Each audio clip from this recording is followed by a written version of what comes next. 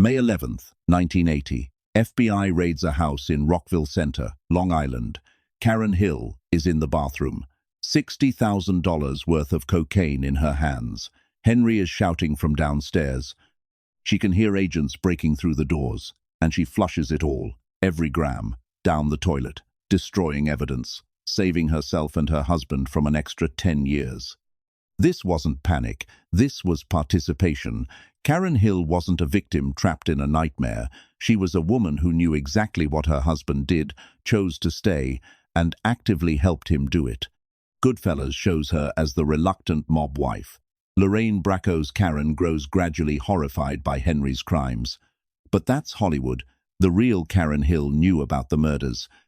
She knew about the drugs. She knew about the Lufthansa heist. And she didn't just tolerate it, she was complicit. This is the story Goodfellas didn't tell. Karen Hill wasn't naive, she wasn't innocent. She was navigating a world of violence, betrayal, and paranoia with full awareness of what it meant. She stayed through beatings, affairs, arrests, and the collapse of everything she'd built. Not because she couldn't leave, because she chose not to. But here's what makes her story even darker. While Henry was in prison, Karen had an affair with his boss, Paul Vario, the man Henry worshipped, the man who controlled his entire life. And Tommy DeSimone, Henry's best friend, tried to rape her. These weren't just passing details. These were the realities of mob life that Goodfellas softened. Karen saw it all. She lived it. And for 15 years, she stayed. Karen Friedman was born in 1946 in Brooklyn, Jewish, middle-class family. Her parents wanted stability for her, a good husband, a quiet life, but Karen wasn't interested in quiet. By her late teens, she was beautiful, confident, and drawn to excitement. She wanted more than what her neighborhood offered. And then she met Henry Hill, 1965. Karen was 19 years old. Henry was 22. Paul Vario set them up on a double date. Henry was already deep in the life, hijacking trucks, moving stolen goods, earning for the Lucchese family. Karen didn't know all of it at first, but she saw enough. The money, the respect, the way people treated Henry everywhere he went, that was the hook. Their first real date, Henry stood her up, just didn't show. Most women would have walked away. Karen didn't. And when Henry called to apologize, she gave him another chance.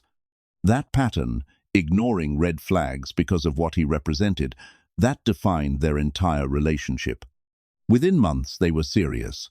Henry was charming, generous. He took her to expensive restaurants, bought her gifts, made her feel special. But there were signs.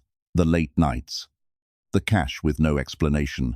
The men who followed him everywhere. Karen saw it. According to her own later statements, she knew Henry wasn't legitimate. She just didn't know how deep it went. They got married August 26th, 1965. Karen was 20. Henry was 23. Her parents weren't thrilled. They could tell something was wrong. But Karen didn't care. She wanted the life Henry offered, the excitement, the status. Being connected to the mob, even as an associate's wife, gave her power. She could cut lines at clubs. She got special treatment at restaurants. Everywhere she went, people knew who she was. That felt like success. For the first few years, Karen lived in a kind of willful ignorance. Henry told her he worked in construction. She didn't ask questions. She didn't want to know. Because knowing meant responsibility. And if she didn't know, she could enjoy the benefits without the guilt. But that didn't last long. Billy Batts, June 11th, 1970. Karen wasn't at the bar that night. She didn't witness the murder. But she knew. Henry came home different, agitated, paranoid. He wouldn't tell her details, but Karen wasn't stupid. She could read him. Something bad had happened. And when Billy Batts disappeared, when the story spread through the crew, Karen put it together. Henry and Tommy had killed a made man. That knowledge hung over their marriage for the next 9 years. Karen knew what it meant. The Gambino family would want revenge. It was just a matter of time. And still, she stayed. Because by 1970, Karen was fully embedded in the life. She had 2 kids, Greg and Gina. She had a house. She had a lifestyle she didn't want to give up. Leaving Henry meant losing all of it. The money, the respect, the identity. So she made a choice. She'd stay. She'd accept the danger, because the alternative was worse. The movie shows Karen discovering Henry's mistress, Janice Rossi, and pointing a gun at his head. That happened. January 1975. Karen found out Henry was keeping an apartment for another woman. She went there with a gun, held it to Henry's face while he was sleeping. In the movie, that's played as a moment of betrayal and rage. And it was. But here's what Goodfellas doesn't show. Karen didn't leave. She didn't divorce him. She took him back. Again. Why? Because mob wives don't leave. It's not about love at that point. It's about survival. Leaving Henry meant losing protection. It meant financial instability. It meant admitting to her family, to herself, that she'd made the wrong choice. So Karen stayed. And she learned to navigate the violence. But Karen wasn't passive. She was strategic. According to multiple accounts, Karen helped Henry with his operations. She hid money. She delivered messages. She kept secrets. When Henry got arrested in the mid-1970s on extortion charges, Karen knew exactly what he'd done. She wasn't shocked. She wasn't blindsided. She was managing the fallout. And then there's what happened while Henry was in prison. 1978 to 1979. Henry was locked up. Karen was alone with the kids, and she started an affair with Paul Vario, the man Henry called Paulie, the man Henry idolized, the boss who controlled everything. This part didn't make it into Goodfellas. The movie hints at it in one scene. Karen visits Paulie. He hands her money. There's a moment of tension, but the affair never addressed. Because it complicates the narrative. It makes Karen less sympathetic, and it makes the mob look even more predatory than Hollywood wanted to show. Paul Vario was in his 60s. Karen was in her early 30s. This wasn't a romance. This was a power dynamic. Vario had control over Henry's life. He could protect Karen while Henry was gone. He could make sure she had money. But it came with a price. Karen slept with her husband's boss. And when Henry found out later, he didn't leave her. Because in that world, you don't leave. You just live with it. Then there's Tommy DeSimone. According to Henry Hill's 1994 book, Gangsters and Goodfellas, Tommy tried to rape Karen while Henry was in prison. She fought him off. She told Paul Vario. Some accounts suggest this is part of why Vario eventually gave Tommy up to the Gambinos. Tommy had crossed a line, not just by killing Billy Batts, but by attacking the wife of a crew member. Goodfellas never shows this. Joe Pesci's Tommy is violent, yes, but the movie doesn't depict him as a sexual predator.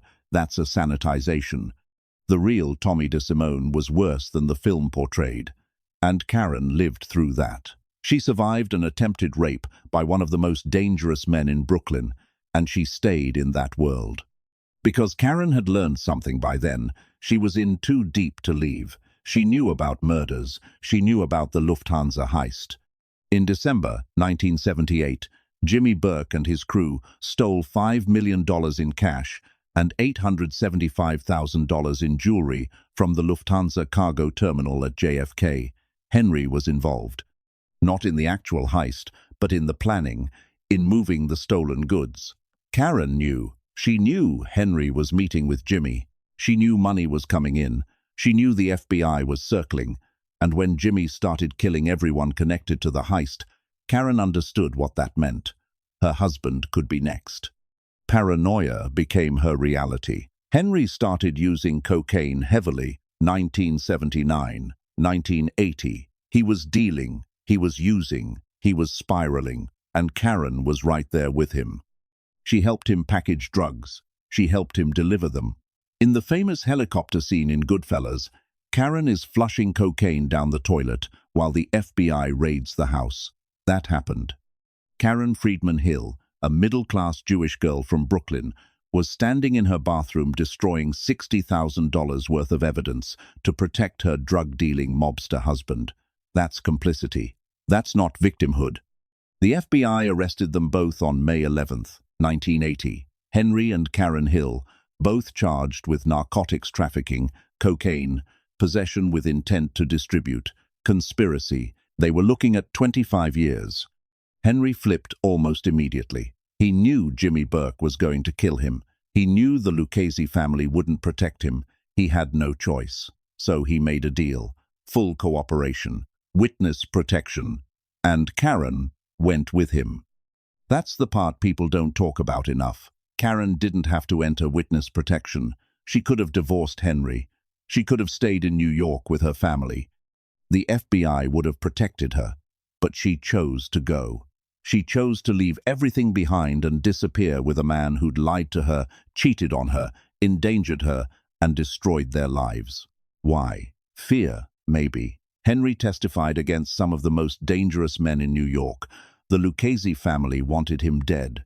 If Karen stayed, she could have been a target, leverage. But there's another reason. After 15 years, Karen's identity was tied to Henry. She'd built her entire adult life around being his wife. Leaving him meant starting over with nothing. No money, no status, no story. So she stayed. Witness protection was hell. They moved to Omaha, Nebraska. New names, new identities. The kids had to leave their schools, their friends, everything they knew. Karen and Henry were supposed to stay quiet, lay low, build a new life. They lasted 4 years. Henry couldn't stop.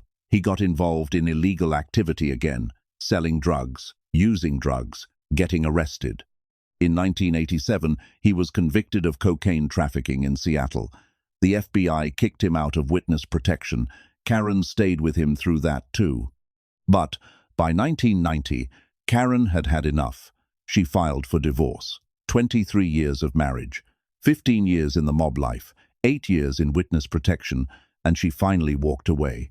The divorce was finalized in 2002. Karen Hill still lives under an alias. She stays out of the public eye.